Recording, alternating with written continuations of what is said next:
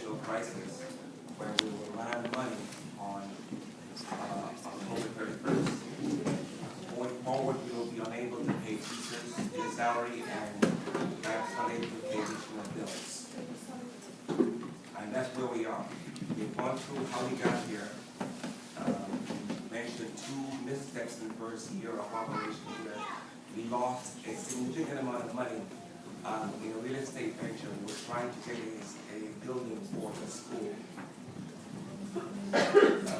That loss of money caused us to be continually borrowing money from our credit account to fund the school operations. This happened in 2010. What has happened most recently is that our projections for enrollment at the start of this year went from 185, which we budgeted ourselves for. At the opening day, we had 172. It further dropped over the first 2 or 3 weeks in September to 160.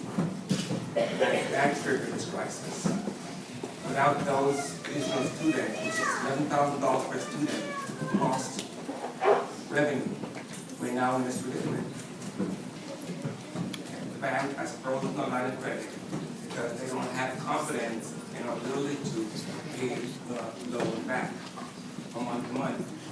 We have presented numerous plans to the bank and to the state, saying that with these cuts we've made, we can manage our way through this entire year. The state is not confident about that because we are still losing students today. We are losing students. Not the state It was unethical in the first place to accept children at the beginning of the school year, knowing that we were in this. Yeah.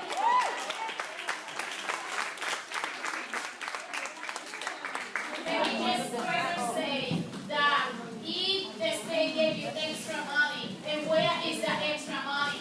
That extra means extra money. Where is the extra money? Let me continue because I have a few things to say. Not only that, but who has been watching over this issue? This was negligence. Okay? Yeah, absolutely. Yes. So, leaders from the very beginning know what's going on with this money. And you did, none of you did. And that's the reason we are in this issue right now. Because we do not know. None of us knew that we don't have this problem. And if we would have known back in 2010 that there were issues, we could have all came together and figured it out as all of us could have figured it out together.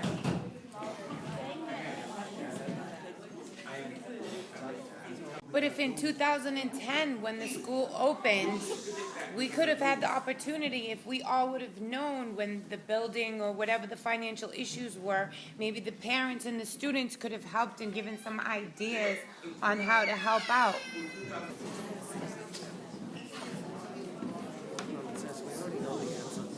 So is the school closing? I'm sorry? Is it because I have a senior here as well as a freshman? What step I need to figure out what the next step is tomorrow? It can't be, well, let's wait another week, wait another week, wait another week, wait another week. The decision needs to be made. So, because it's not fair to a senior to go into another school and is going in mid-year or first quarter, whatever it is, and they fail because you failed them. The decision should be made and let the parents know so we can step up and take care of our children. And asked about the financial situations. I had been teaching here for a year, and these kids were my kids. And I was doing everything within my power to make sure that this school opened on time and they had a place to go that September. I didn't think about past opening that September. At that time, I said we had 25 days. Didn't have time to figure out whether we were going to have the money to keep going for 5 years. We're open and figure it out. And we had good enrollment. We were at 177, 180, 185 was not a stretch for us to open the beginning of this year. We opened with 172. what happened was that this all spiraled out of control, but just a few weeks ago. This isn't something that we could have predicted. We lost students so much so that we had to begin cutting services, which meant that we weren't doing what we promised and we weren't fulfilling the needs of the students. What was the spiral? As a man who has experienced... Excuse me, what was the spiral? Wait. Excuse me, sir. As a man who has experienced being in this situation, I have yet as a parent, and I question, and I've been very careful not to overstep line, but I have to say, you are responsible as the head. Yes. If you know, you said yourself, a year in advance you were here before you took the position. You knew the problems. You knew the problems, Miss Bailey. The board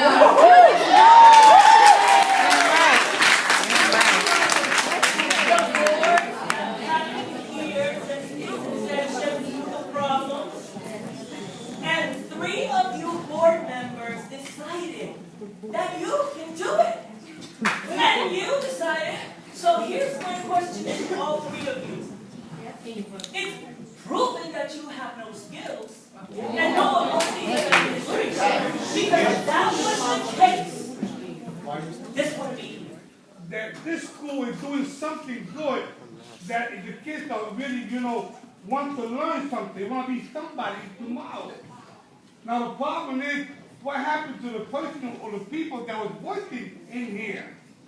Why they let this go out of hand? Because they knew in the first place, they should have reacted very quickly. They should have said no to the parents, and maybe the parents would have done something. Here is like a family. You're breaking a family apart. That's something I don't want to see. It hurts so bad just to think about it.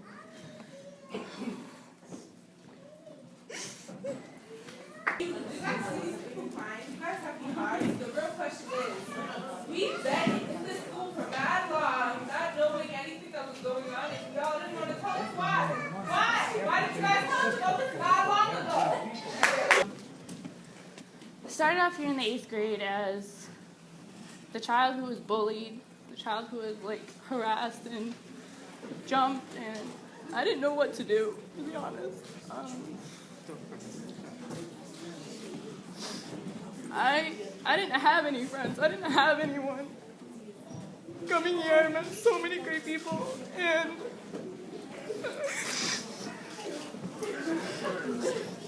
the friends I've made here have been the friends of my life. I will never, ever replace them, regardless what school I go to. I've built so many connections with my teachers and with my friends that will never be forgotten, and so many good memories have been made. And it feels like we're supposed to advocate for ourselves. Like, who's responsible? Who's supposed to be advocating for us? You? Anybody? So who's advocating for us? Why are we so deep in this hole like this that it's none of our fault? We're aggravated, we're agitated, and we're irritated that the people that are supposed to care for our kids as much as us are sitting up here with grins on their face like this is a funny matter. Nothing about this is funny to any of us. We just want answers.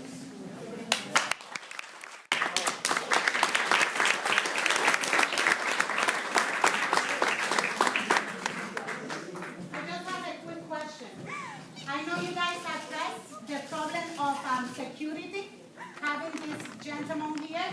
We appreciate. But do you guys think about the youth? Do you guys think about the senior? Is anyone here to help them? Yeah. To support? What is the concern? Where are they?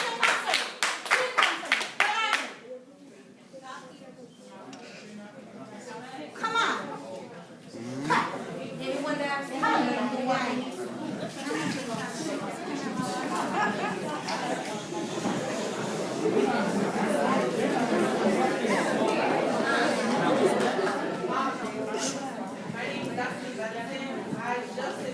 Me too. It was 12 midnight and I still could not fall asleep due to anxiety. Porque yo tengo 2 hijos aquí. I have 2 children here.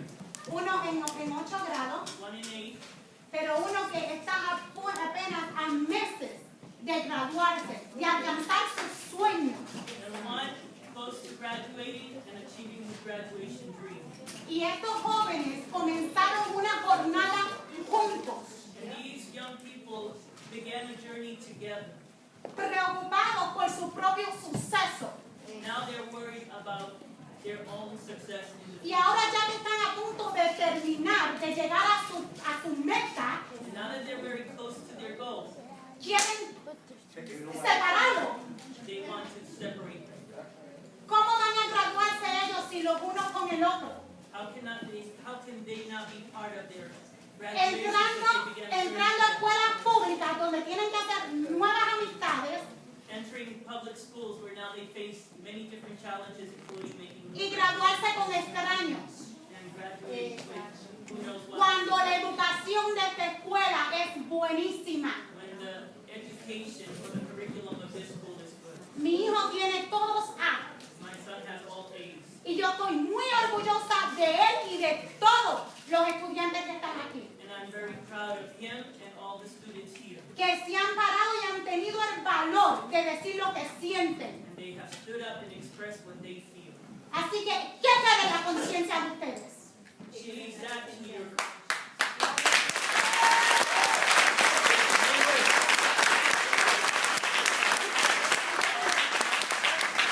Why you taking it away from them? Wait a minute, let me finish. This is not the parents' fault. I see young men and young women who want to learn, who want to achieve, who want to go places. I see myself in your seat.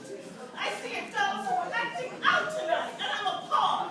Appalled, we don't know where our children are going to go. I want to go to the senior company. They're going to pull me out of here in a second. Appalled? I still never went away. As dire as the problem seemed at that time, I still had hope. So young people, I want to give this to you. Never give up. You hear me? This is not the end of your world, no matter what happens tonight. You understand me? We have 8 students who come to our program who are also members of Spirit of Knowledge.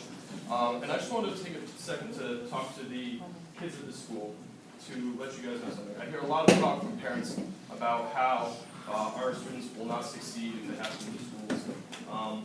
It may be more challenging for them, okay? Regardless of the outcome of this meeting, you guys are in charge of your own futures, okay? If you take what you've learned here, regardless of the outcome of this meeting, regardless of the outcome of the school, and you apply it in the future, wherever you find yourselves, okay, you will succeed.